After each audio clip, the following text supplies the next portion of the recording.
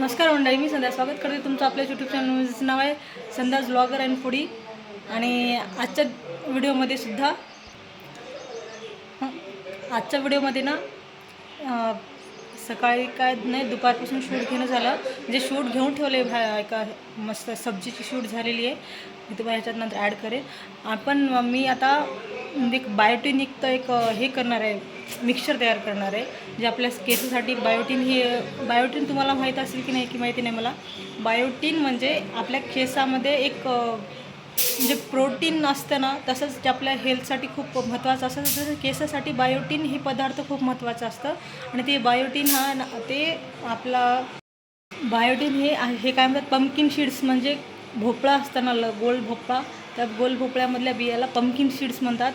ते गोल भोपळ्याचे बिया. आणि हे सनफ्लॉवर सीड्स आहेत, सूर्यफूलचे बिया. आणि हे आहे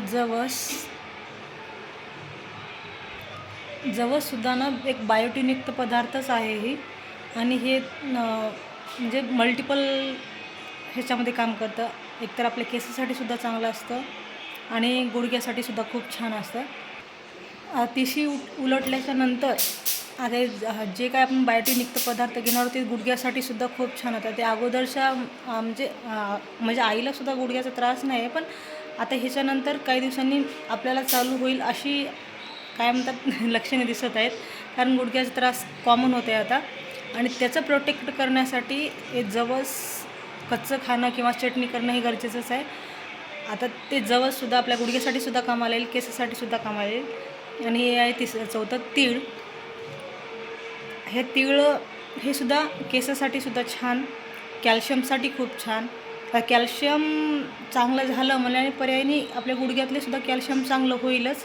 आणि हे बायोटिनयुक्तसुद्धा आहे, केसासाठी सुद्धा तिळाचं खाणं चांगलं असतं.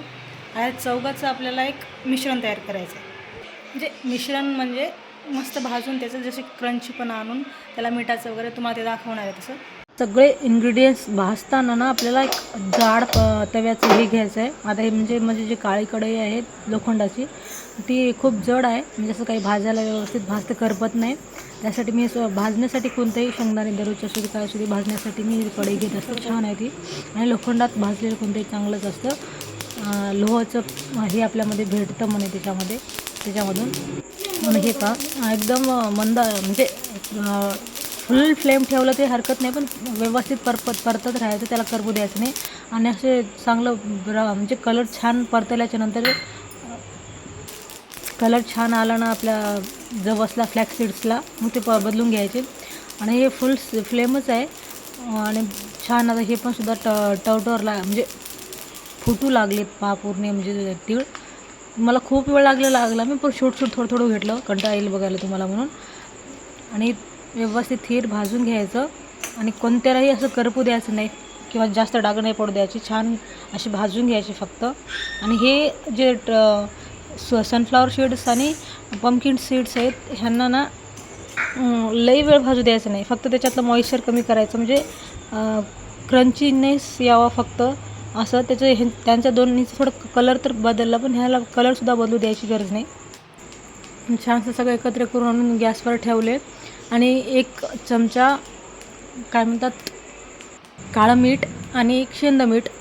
साधं मीठ नाही घेतलं कारण साधं मीठ वरून खाणं चांगलं नसतं त्यामुळं. आणि हे काळ्या मिठाने चव पण जबरदस्त येते बरं का, खारी खाल्ल्यासारखी. म्हणजे काहीतरी जे खारी शेंगदाणे खारी असतात ना, वाटाणे वगैरे, तसं खाल्ल्यासारखी चव येते.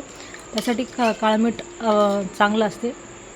आणि हे सगळीकडे व्यवस्थित टाकून घ्यायचं आणि परतून घ्यायचं छान खमंग. पाणी पूर्ण मॉइश्चर पूर्ण कमी होईपर्यंत छान मंद आचेवर.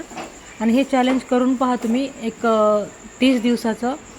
खूप लवकर तुम्हाला फरक जाणवेल. मी हे अगोदर 1 महिना केलेला आहे, मला फरक जाणवलेला आहे. मला जे गळती होती केसाची, ती गळती खूप थांबलेली आहे.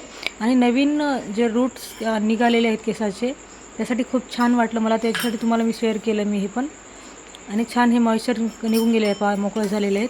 आणि आपल्याला थंड करून डब्यात भरून ठेवायचे आहेत.